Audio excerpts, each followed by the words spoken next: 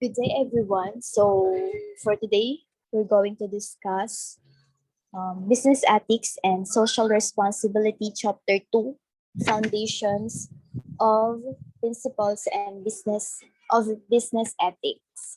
So, our objective for today, after we have already discussed all of this, so we should be able to identify the classical philosophies, specifically virtue ethics.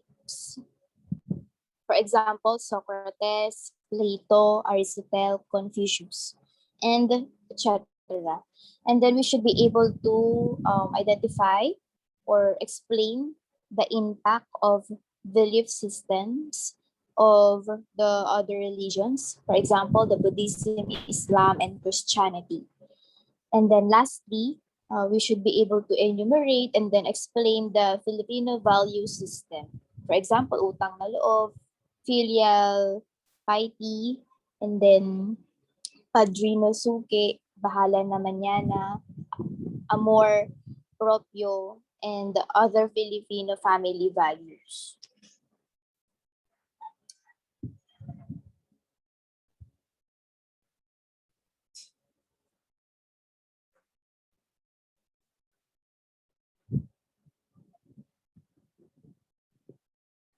Okay, here are the foundation principles of business ethics. So first example is we should be able to exercise due care. So what is the meaning of exercise due care? All professionals are held to special standard of competency and care in their work. And then next, confidentiality should not use information for the purpose other than those expected or approved by the disclosure. So dapat hindi tayo lagi-laging nag-share or hindi tayo basta-basta nag-share ng mga information ng isang company. So nasa kontrata naman yun kung ano yung mga i-share lang dapat natin. So pag nasa isang company tayo, yun may mga trainings tayo or may mga seminars, kung ano yung mga dapat lang natin na i-share at yung mga hindi dapat natin i-share. So for exercise due care, ang example nito, for example, managers have a responsibility to oversee the actions of subordinates. And then firms have the responsibility to test the products. And then firms must assess and justify negative environment consequences of products and production processes. So nakalagay naman to sa job description natin. And then, syempre, nakalagay din siya sa mga qualifications natin. So dapat, pag-appear mo natin ng mga contract, nag-agree tayo na ito yung mga responsibility natin. So since qualified naman tayo, ayan, at professional naman tayo, so dapat ine-exercise natin yung skills natin, yung kaalaman natin doon sa job na binigay sa atin. So may mga job description naman at dapat niyong gawin yun. Hindi pwedeng may kinakaligtaan kayo doon. So yun, exercise due care. Fidelity to special responsibilities. So special duties must give first priority to those duties. So minsan meron tayong mga duties na urgent. Yan, especially kunwari merong nasira ng equipment and then kailangan ng special attention doon sa event na yon. So minsan may mga duties na pinaprioritize tayo over sa mga ordinary na duties. So other examples, trustees have special responsibilities to clients as do agents and stockbrokers. So also manager have special responsibilities to shareholders, employees, and all stakeholders. So syempre as a manager, and hindi lang naman yung mga top management yung dapat mong isipin. Kaya medyo malaking responsibility ng manager kasi yung top management at saka yung mga subordinates yung isip na.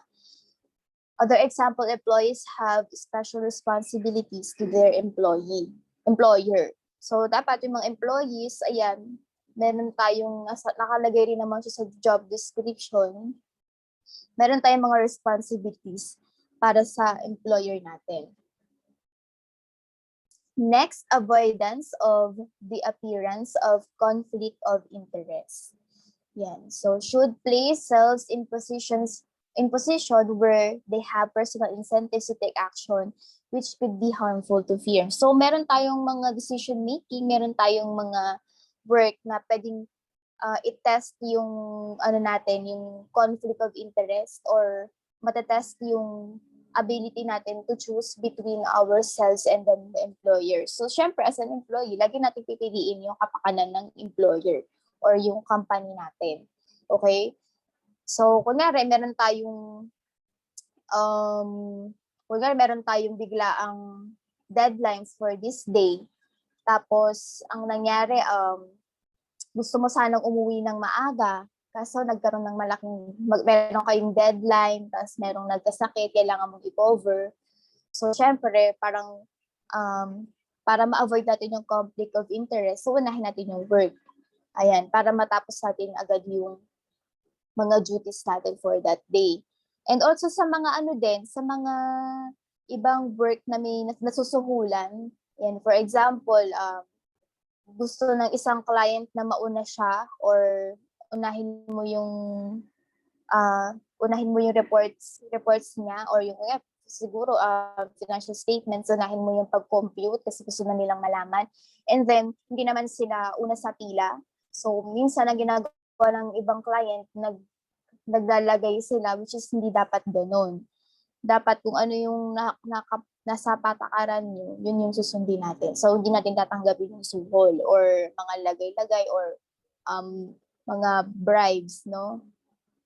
And then another one is willing compliance with the law. Ayan. So, dapat yung mga duties and responsibilities natin, yung output ng products natin, yung ginagawa ng isang company, naka-align yan sa law ng bansa. So, comply with the spirit of the law and avoid attempts to circumvent the intent of legal restrictions. So, managers should willingly comply with the law. Further, they should comply with the spirit of the law and avoid attempts to circumvent the intent of legal restrictions. So, managers should not readily accept weak justification for breaking the law. Yan. So, minsan, syempre, pag nasa isang company na tayo, minsan kung ano na yung sistema, yun yung sinusunod natin eh. Porque ginagawa ng iba, gagawin din natin. So, hindi dapat ganun. So, dapat susundin pa rin natin yung batas. Okay, so kung ibang company, nanduduga sila ng financial statements para ma-satisfy nila or ma-convince nila yung mga client nila. Ayan. Di dapat pa rin natin siya gawin. Hindi porke ginagawa ng nakakarami, tama na yun. Okay, so dapat basahin pa din natin kung ano yung nasa law. Acting in good faith in negotiations. So good faith may be defined as acting fairly with context of transaction. So itong in good faith, lagi natin yan ma-encounter, especially pag during your college, tas pag mag-law, lagi tayong in good faith. Ayan. So good faith may be defined as acting fairly within the context of a transaction. Ayan. So for example, an individual must be appropriately forthright and make factual statements honestly. Ayun. And then managers, for example, acting in good faith will conform to conversation or conventions of the industry when representing products to peers and will refrain from using industry conventions to victimize the naive. So, in good faith, dapat hindi porke ignorante yung mga client nyo, syempre wala naman silang ganun ka-knowledge sa mga product na ina-offer natin. Parang sasamantalahin na natin yun. Yun. So, another example, firms should not misrepresent their products in advertising and personal selling, nor should they knowingly promise to deliver products or to make payments unless they expect to be able to do so. So, dapat iyon sa mga advertisement din, dapat kung ano yung mga nasa advertisement, ayun din yung i-offer natin sa mga clients or sa mga customer natin. Ayun, wag natin sila bigyan ng mga false hope. Ayan, minsan nangyayari yan sa mga Shopee eh. Minsan ang ganda ng mga nasa picture, pero pag deliver na sa'yo, parang ibang-iba. So, hindi yun in good faith. Dapat hindi tayo ganun. So, another example is respect for human well-being. And managers must respect the physical and emotional well-being of the employees, clients, customers, and other stakeholders. Managers must give the highest priority to safety and must fully disclose known risks both to product users and employees in the workplace. So further, employees, clients, and suppliers should not be sexually and emotionally harassed. So, yun nga, pag alam mo ng, kunyari as a manager, alam mo ng masama yung pakiramdam ng employee mo, may sakit siya, wag na natin pilitin. Kasi mamaya, kung may mangyari pa dyan, sagutin pa yan ng company. And, yun, kaya may mga companies na pinopromote nila yung mga work-life balance, ayan, para hindi sila magkasakit, no? And, yun nga, siguro, kunyari, parang, kung between sa life ng employees natin and then sa client, yung client naman kasi pwede natin kausapin eh, pwede tayo makipag-negotiate na pwede mag-i-move natin yung deadline, ayan, kasi may sakit na yung employee namin, gano'n. So, parang as a manager, isa rin sa task mo na makipag-negotiate sa client, especially pag yung health na ng mga employees mo yung nakakompromise. Next is respect for the liberty and the constitutional rights of others. So workplace restrictions on basic rights may significantly compromise employees' ability to exercise the full value of those rights. So workplace restriction on basic rights including those pertaining to speech, religion, freedom from invidious discrimination, and access to government may significantly compromise employees' ability to experience the full value of those rights. Managers should give extreme priority to preserving liberties and constitutional rights, even where specific legal sanctions do not exist. Ayun, syempre, priority pa rin talaga natin yung well-being. Yan yung mga rights ng employees natin. So, dapat hindi lang customer yung iniisip natin. For example, yung safety ng customer, ayan, like, syempre, i-review natin yung mga products and services natin kung safe ba siya sa mga customer natin. Syempre, pag hindi yun safe or hindi yun, hindi maganda yung service natin, syempre, yung reputation naman ng company yung madadamage, no? Kaya minsan priority natin yung customer. Pero dapat priority pa rin natin yung mga employees. Kasi kung hindi natin sila alagaan at hindi natin ibibigay yung rights, yung mga benefits na dapat nila natatanggap, incentives nila, syempre, magre-resign yun. Hahanap yun ng ibang company. And then, madadamage or magkakaroon ng effect yun sa performance ng company. So, dapat dalawa yung iniisip natin. Yung kapakanan ng employees natin and then kapakanan din ng mga customer. Kasi contract yun. Nag-agree kayo na si employer ibibigay niyo yung service, si employee ibibigay niya yung service na kailangan ng companies, and then yung company ibibigay niya yung mga incentive at benefits na nararapat para sa mga employee. So next lesson is the classical philosophies. And so we have the virtue ethics. So according to Socrates, virtue, meaning a sort of knowledge that is required to reach ultimate good, or eudaimonia, which is what human desires and action aim to achieve. Eudaimonia meaning constituted wealth and power by rational activity in accordance with the virtue. Ultimate good.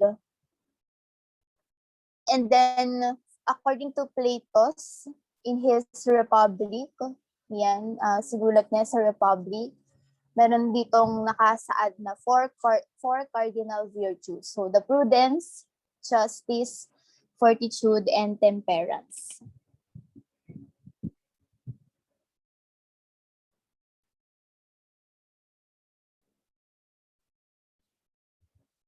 Yan, so rational part of the soul or mind must govern the spirited, emotional, and appetitive parts in order to lead all desires and actions to eudaimonia and the principal constituent of which is virtue.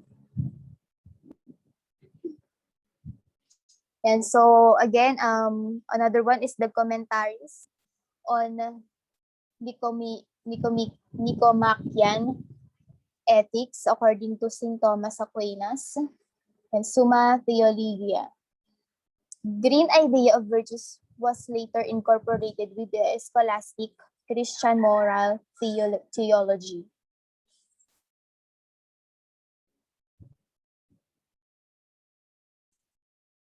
Yeah, so the Christian virtues were also based on the large part of the seven virtues from Clemens Prudentius, according to his epic poem, which is the seven virtues. So we have the chastity, temperance, charity, diligence, kindness, patience, and humility. So the practice of these virtues was alleged to protect one against temptation of from the seven deadly sins. So according to Clemens, nagbigay siya ng seven virtues which is we can use against the seven deadly sin. So virtue ethics has been a recurring theme of political philosophy, especially in the emergence of classical liberalism, the Scottish Enlightenment of 18th century, and the theoretical underpinnings behind American Revolution of 1775. However, although some Enlightenment philosophers, for example, David Hume, continued to emphasize the virtues with the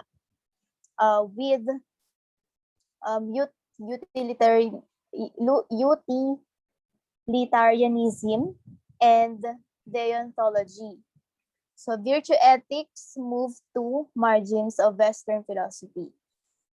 So, and in the second half of the 20th century, there was a minor revival of virtue ethics, principally due to the efforts of Elizabeth and other philosophers.